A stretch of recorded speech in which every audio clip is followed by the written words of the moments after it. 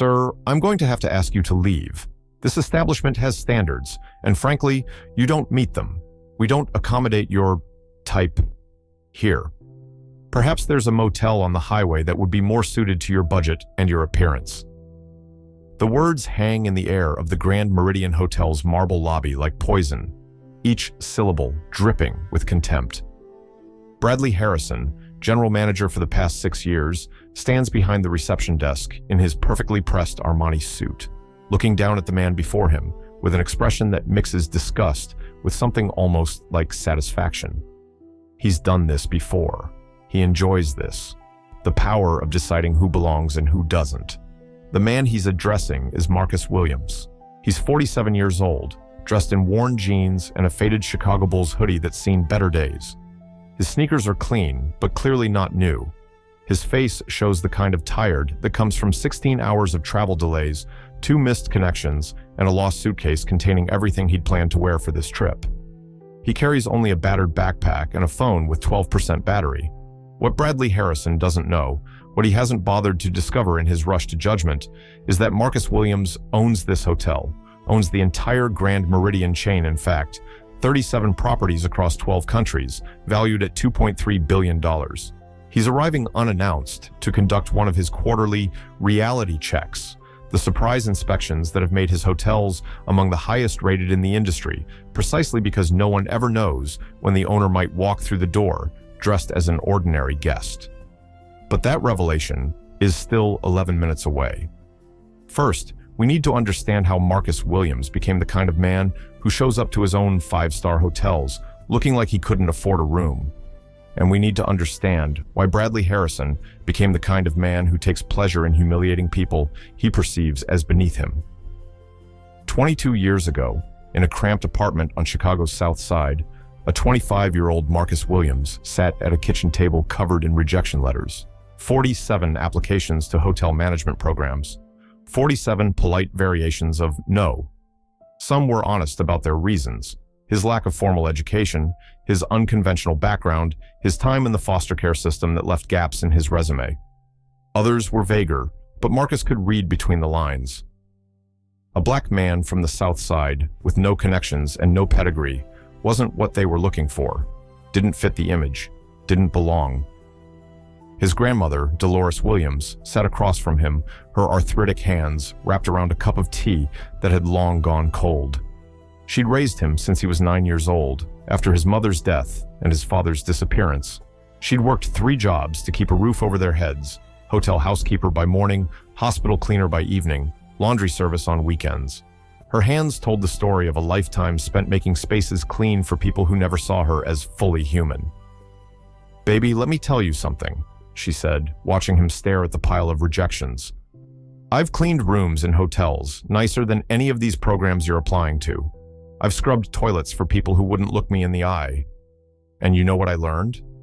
Marcus looked up. Even at 25, even after everything he'd survived, he still found wisdom in her words. Those fancy people, they don't see the work.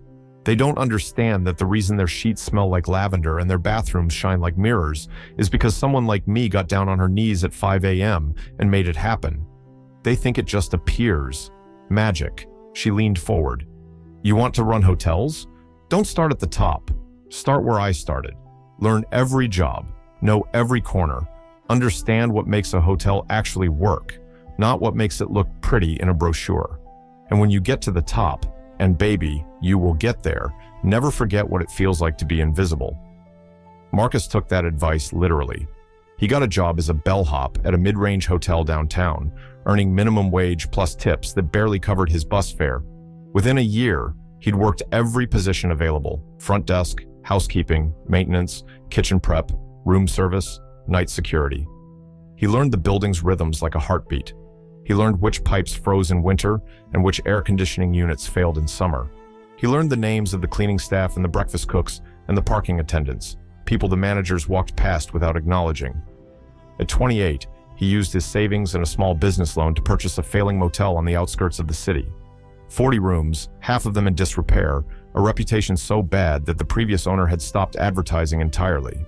Marcus spent 6 months living in room 12, renovating the property with his own hands, hiring staff from the neighborhood, implementing systems he'd observed and improved during his years of invisible labor. Within 2 years, the motel had a 94% occupancy rate and a waiting list for reservations. A local newspaper wrote a feature about the turnaround.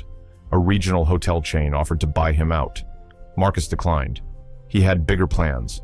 By 40, he owned 17 properties. By 45, he'd acquired the Grand Meridian chain, a distressed luxury brand whose previous owners had focused so much on appearances that they'd neglected the fundamentals. Marcus kept his ownership quiet, preferring to work through a holding company that bore no obvious connection to his name. He liked it that way. Anonymity allowed him to see things that owners were never supposed to see. And now, at 47, standing in the lobby of the flagship Grand Meridian Hotel in Los Angeles, he's seeing exactly what he came to see. He just didn't expect it to be this ugly. Bradley Harrison's career trajectory had been the opposite of Marcus's, a steady ascent through connections and appearances, rather than competence and work. His father was a regional vice president for a competing hotel chain. His mother sat on the board of 3 country clubs. Bradley had graduated from Cornell's hotel management program not because of his grades, which were mediocre, but because of a substantial donation his family made to the school's new hospitality wing. His first management position came through a family friend, his second through a fraternity brother. His rise to general manager of the Grand Meridian Los Angeles came during the previous ownership, when the company valued image over substance, and Bradley's polished presentation made him the obvious choice. He looked like a luxury hotel manager. He spoke like one. He wore the right watches and joined the right clubs and knew how to make wealthy guests feel important. What he didn't know how to do was treat every guest with dignity. What he didn't understand was that the true measure of a hotel wasn't how it treated its VIPs, but how it treated the people who didn't look like VIPs. What he had never learned, because no one had ever made him learn, was that you couldn't judge someone's worth by their clothes. In the 6 years since the ownership change, Bradley had missed every sign that the new anonymous owners operated differently. He'd dismissed the new emphasis on staff treatment as corporate virtue signaling. He'd ignored the updated training modules about unconscious bias because they seemed unnecessary. He wasn't racist, he told himself. He was just maintaining standards. He'd never once considered that the people he routinely turned away, redirected to lesser hotels, or subtly humiliated might include someone who mattered. Today, that oversight would cost him everything. In the lobby, Marcus Williams stands perfectly still as Bradley Harrison continues his assessment. Around them, other guests pause in their movements. A family checking in at the next counter pretends to study their paperwork while listening intently. A young bellhop named Darnell freezes near the luggage cart, his expression shifting from shock to controlled anger. At the concierge desk, a woman named Sofia Martinez quietly reaches for her phone and begins recording. "I don't think you understand," Marcus says, his voice calm, measured. "I have a reservation." Bradley laughs. It's the kind of laugh designed to wound. "A reservation? Here? I very much doubt that. Unless you're planning to pay with, a check from a corner store? I can show you the confirmation." "Please don't waste my time. I've been doing this for years. I know who belongs in a property like this and who doesn't. And you, sir, do not belong. The clothes, the appearance, the attitude, it all speaks to a certain station that simply doesn't align with our guest profile." Marcus pulls out his phone. "The confirmation is right here, room 1847, the presidential suite." Now Bradley's laugh turns into something sharper. "The presidential suite? That's $3,000 a night. You're telling me you booked the presidential suite?" He shakes his head, makes a show of sighing heavily. "This is what I have to deal with. People who think they can just walk in and claim things they couldn't possibly afford. I'm going to have to ask you to leave before I call security." "I'd like to speak with the owner." "The owner?" Bradley's eyebrows rise. "The owner isn't available for—" He pauses, searching for the right insult. Customer service complaints from people who aren't actually customers. The owner has more important things to do than deal with this kind of situation. What kind of situation would that be? The kind where someone clearly below our standards attempts to claim accommodations they have no right to. Now, I'm going to count to 3, and then I'm calling security. 1. Around the lobby, more phones have appeared. The young bellhop, Darnell, has moved closer, his jaw tight with suppressed emotion. Sophia Martinez at the concierge desk has angled her phone to capture everything. A businessman near the elevator banks has stopped pretending to check his email and is openly watching. 2. Marcus doesn't move, doesn't raise his voice, doesn't show any of the anger he's entitled to feel. He's been in this position before, countless times, stopped by police for driving nice cars, followed by security guards in stores, questioned by neighbors when he moved into upscale buildings. He knows that any display of anger will be used against him, twisted into justification, so he remains perfectly, impossibly calm. I'm going to ask you one more time to check the system for my reservation. Marcus Williams. Room 1847. Bradley's finger hovers over the security button.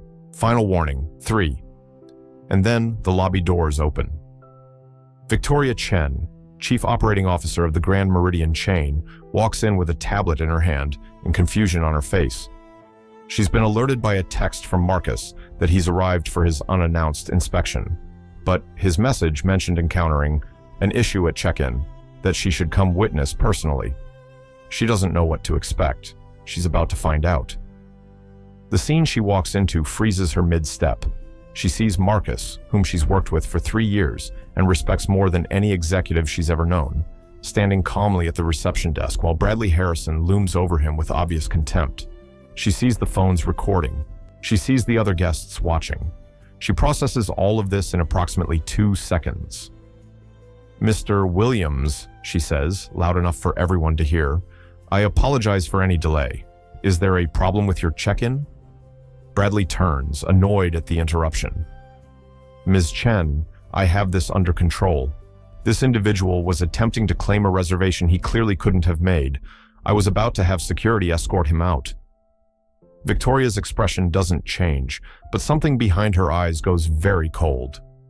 "This individual," she says slowly, "is Marcus Williams." "Yes, that's what he claimed, obviously false." "Marcus Williams," Victoria continues, her voice taking on a quality that makes Bradley's confidence flicker for the first time, "is the owner of this hotel. He is the owner of every Grand Meridian property worldwide. He is, in fact, your employer." The silence that follows is absolute, complete, the kind of silence that makes people's ears ring. Bradley Harrison's face goes through a rapid sequence of expressions: confusion, denial, recognition, terror. His mouth opens, closes, opens again. That's not possible. The owner is... He stops, realizes he has no idea who the owner is, realizes he never bothered to find out, realizes that in 6 years of running this hotel, he never once looked beyond the corporate holding company to understand who actually signed his paychecks. Marcus steps forward. His calm hasn't cracked, but now there's something else in his expression. Not anger exactly, something closer to profound disappointment. "Mr. Harrison," he says, "I've been standing in this lobby for approximately 8 minutes. In that time, you've made assumptions about my income, my social station, and my right to be here, all based on my appearance. You've suggested that I don't belong. You've implied that people who look like me can't afford your rates. You've threatened to have me removed by security. You've done all of this in front of other guests, in front of your staff, and in front of what appears to be multiple recording devices." Bradley's eyes dart to the phones, to the bellhop, to the concierge, to Victoria Chen, whose expression offers no rescue. I didn't know." "No," Marcus agrees. "You didn't know. That's precisely the point. You didn't know who I was, so you felt free to treat me like someone who doesn't matter. Tell me, Mr. Harrison, how many other guests have you treated this way? How many people have walked into this lobby, hoping for a pleasant experience, and been turned away because they didn't look wealthy enough? How many times have you made those judgments?" Bradley's mouth works silently. He has no answer that won't condemn him further. "Let me tell you something about this hotel," Marcus continues. "My grandmother worked as a housekeeper in a building like this for 32 years. She cleaned rooms for people who never looked at her twice. She scrubbed toilets at 5 a.m. so that guests could wake up to spotless bathrooms. She was invisible to people like you. People who believe that dignity is something you earn with money rather than something you're born with." He pauses. The lobby is absolutely still. I built this company on a simple principle. Every person who walks through our doors deserves to be treated with respect, not because of what they're wearing, not because of what they can afford, not because of what they look like, because they're human beings, because they matter. Mr. Williams, I'm so sorry. I had no idea.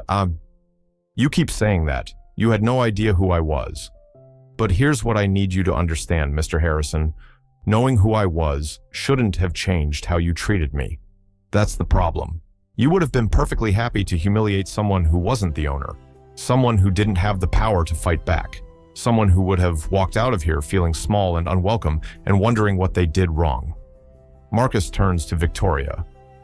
Ms. Chen, please process Mr. Harrison's termination immediately. I want him off the property within the hour. He'll receive whatever severance is legally required and not a penny more.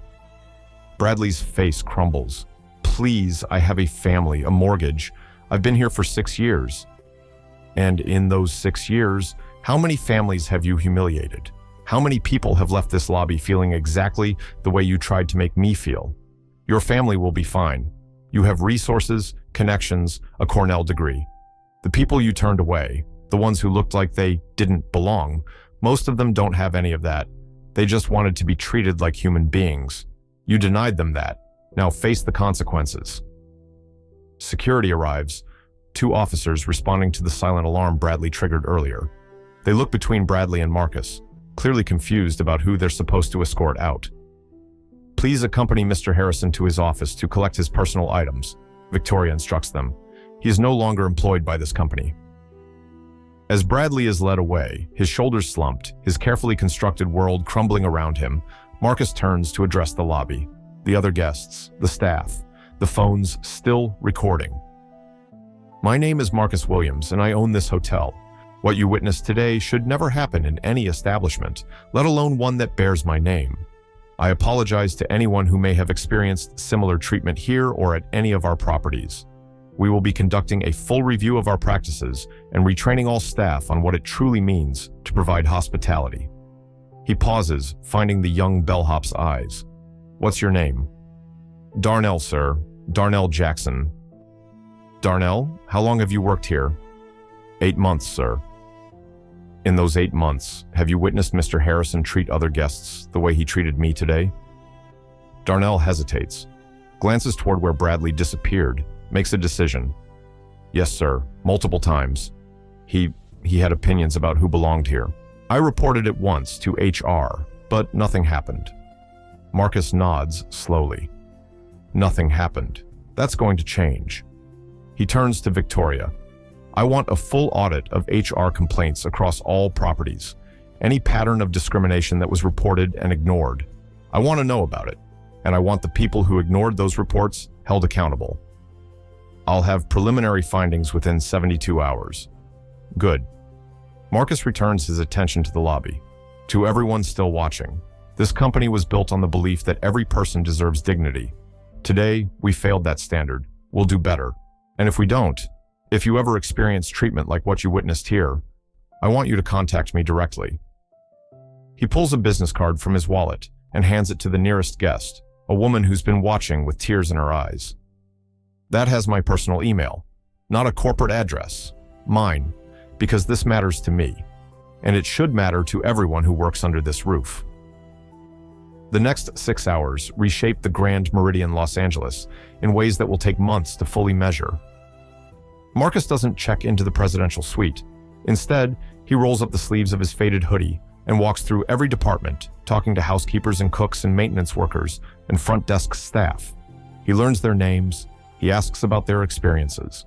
He listens to stories that make his jaw tight and his grandmother's voice echo in his memory. He learns that Bradley Harrison's behavior wasn't an anomaly, it was a culture. Staff had been trained, explicitly and implicitly, to make judgments about guests based on appearance. Housekeeping was instructed to give better service to rooms booked at higher rates. Concierge staff were told to prioritize guests who looked like they could afford premium services. The discrimination was systematic, pervasive, and documented in a dozen ignored complaints. By 10 p.m., Marcus has fired 3 more managers and placed 2 others on suspension pending investigation. He's promoted Darnell Jackson to a supervisory role with a 40% raise. He's arranged for Sophia Martinez, the concierge who recorded the original confrontation, to lead a new guest experience task force. He's ordered an immediate revision of training materials across all 37 properties, and he's exhausted. At 11 p.m., he finally checks into the presidential suite, not because he particularly wants luxury accommodations, but because he needs to experience every aspect of the service to understand what needs to change. The room is spectacular. Floor-to-ceiling windows overlooking the city, furniture that costs more than his first car, a bathroom larger than the apartment where he grew up. He stands at the window, looking out at the lights of Los Angeles, and thinks about his grandmother. She died 3 years ago, before she could see the full scope of what he'd built. But he'd shown her the plans for the Grand Meridian acquisition, watched her arthritic fingers trace the blueprints, seen the pride in her eyes when she understood what he was trying to do.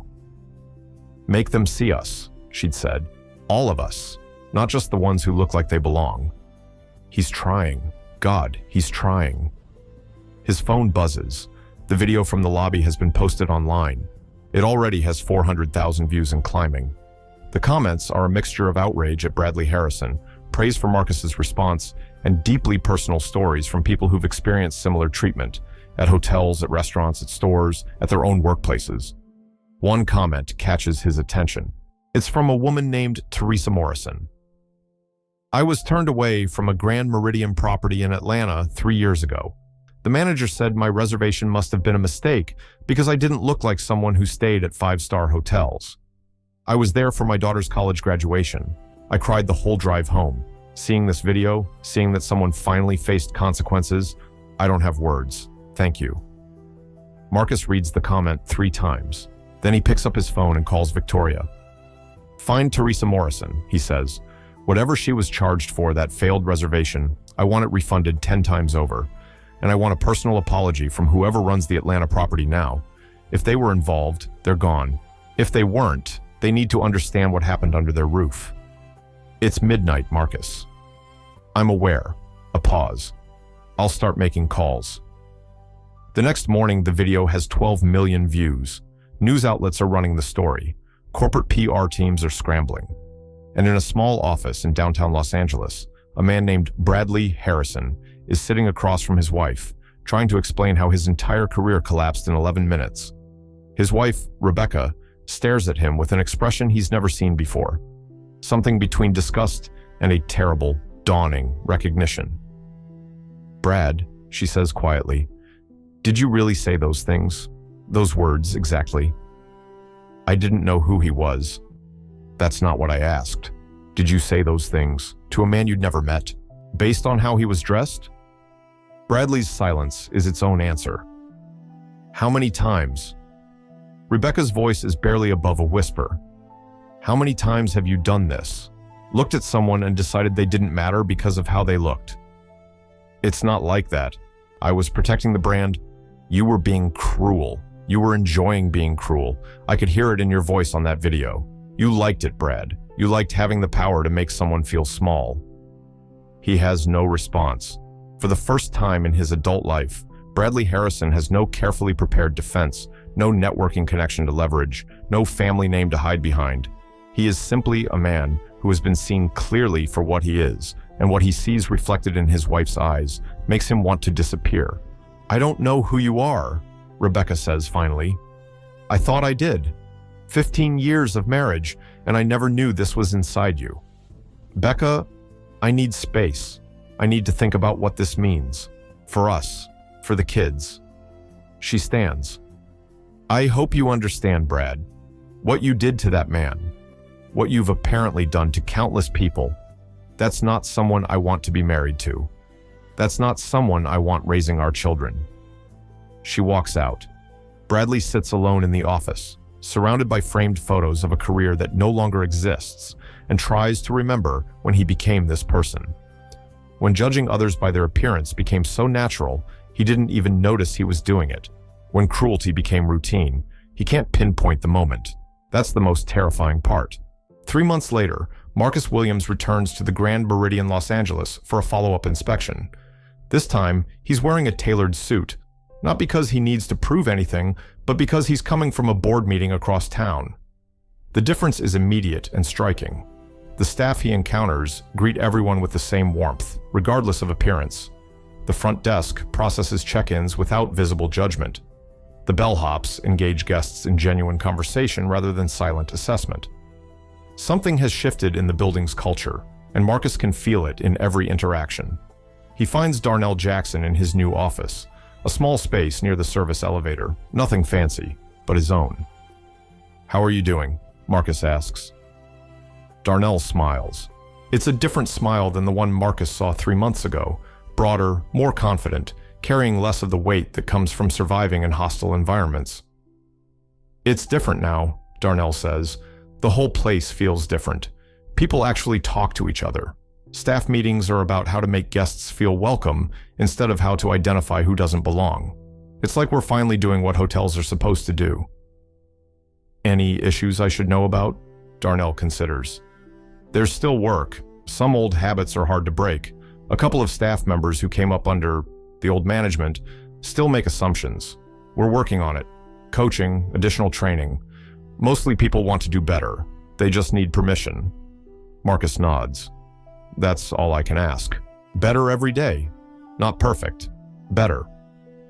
He tours the rest of the property, notes the improvements, documents the remaining issues. Then, before he leaves, he does something he's been planning for months. He walks to the storage room where housekeeping supplies are kept, finds an empty shelf, and places something there. A framed photograph of his grandmother, Dolores Williams, in her hotel uniform, taken sometime in the 1970s. Beneath it, a small plaque reads, "She saw what others missed. She did what others wouldn't. She taught us that everyone deserves dignity. In memory of Dolores Williams, 1935 to 2021. The head of housekeeping, a woman named Maria who has worked at Grand Meridian Properties for 23 years, finds the photograph later that day. She stands before it for a long time, tears running down her face, remembering all the times she felt invisible in rooms like this. Then she takes a picture of it and sends it to her daughter, who is starting her first job next week, at a hotel, front desk, entry level. "This is who you work for now," she types. "Someone who remembers where he came from. Someone who sees us." A year after the incident, a journalism student from UCLA tracks down Bradley Harrison for a follow-up interview. She finds him working at a mid-range chain hotel in Bakersfield, California, not in management, but as a customer service representative, answering phone calls and processing online reservations. His office is a cubicle. His salary is less than half what he made before. His wife filed for divorce 4 months ago, citing irreconcilable differences, but telling friends the real reason: she couldn't trust a man whose first instinct was cruelty when he thought no one important was watching. "Do you regret what happened?" the student asks. Bradley is quiet for a long moment. He looks older than his 43 years, worn down by the kind of reckoning that comes when every assumption you've built your life around turns out to be wrong. "I regret getting caught," he says finally, then catches himself. "No, that's not what I mean." He pauses, visibly struggling to articulate something he's been working through in therapy for months. "I regret who I was. I regret that I became someone who could say those things and not even realize they were wrong. I regret that it took losing everything to see what I'd become." "What would you say to Marcus Williams if you could speak to him now?" "I'd say thank you." Bradley's voice cracks slightly.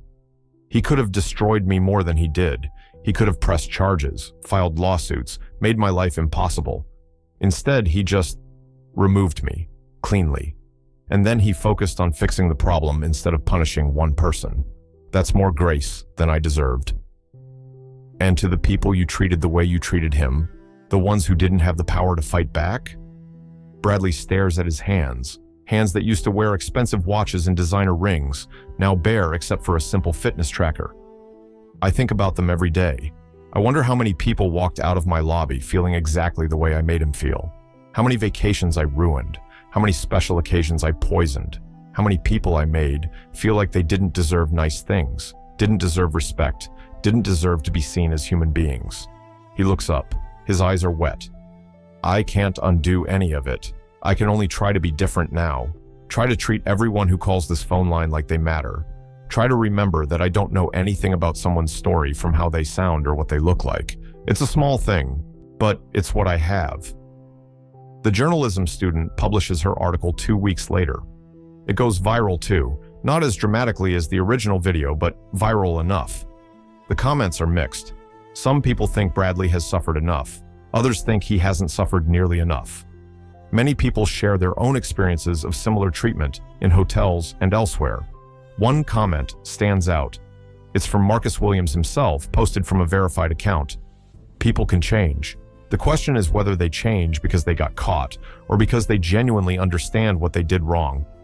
I don't know which category Bradley Harrison falls into, and frankly, it's not my place to judge.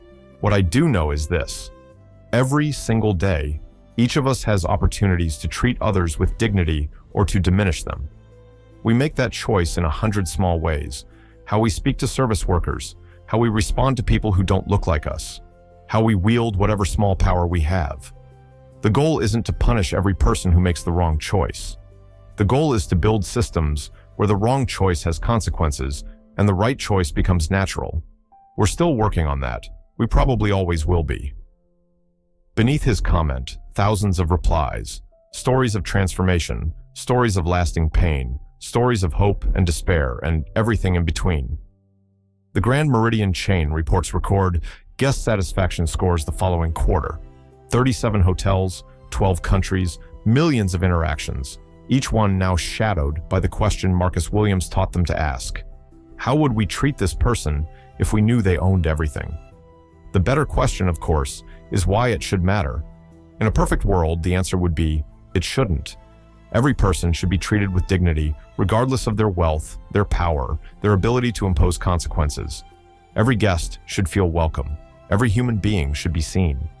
We don't live in a perfect world. We live in this one, where a man in a faded hoodie can be humiliated in a hotel lobby because someone decided he didn't look like he belonged. Where the only reason he got justice was because he happened to be the owner.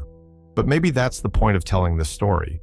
Maybe the point is to ask yourself, what would you do in Bradley Harrison's position? Not after you knew who Marcus was. Before, when he was just a tired man in worn clothes, asking to be treated with basic respect. What would you do in Marcus's position? If you had the power to reshape an industry, to fire people who deserved it, to promote people who'd been overlooked, would you use that power to make things better? Or would you become so comfortable in your success that you forgot what it felt like to be invisible? And what will you do tomorrow, in all the small moments, when no one's watching, when there's no video recording, when the person in front of you has no power and you have all of it? Those moments matter more than any viral video. Those moments are where the world actually changes.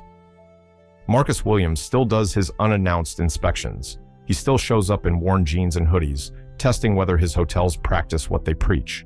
Most of the time now, they do. Staff have learned, systems have changed, the culture has shifted.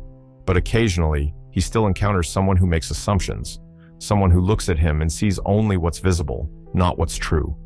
Someone who decides, in a split second, that he doesn't belong. And in those moments, he thinks about his grandmother, about the hotels she cleaned, the people who never saw her, the legacy she left behind. Make them see us, she said. All of us. He's still working on it. We all should be.